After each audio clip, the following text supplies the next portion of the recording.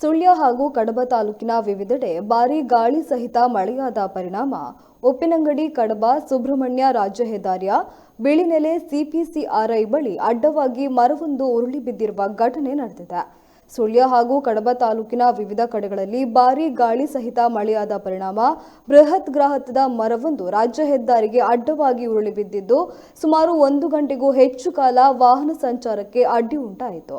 ತಕ್ಷಣ ಸ್ಥಳಕ್ಕೆ ಮೆಸ್ಕಾಂ, ಅರಣ್ಯ, ಪೊಲೀಸ್ ಇಲಾಖೆ ಸಿಬ್ಬಂದಿಗಳು ಆಗಮಿಸಿ ಸ್ಥಳೀಯರ ಸಹಕಾರದೊಂದಿಗೆ ತುರ್ತು ಕಾರ್ಯಾಚರಣೆ ನಡೆಸಿ ಮರವನ್ನು ತೆರವುಗೊಳಿಸಿದ್ರು.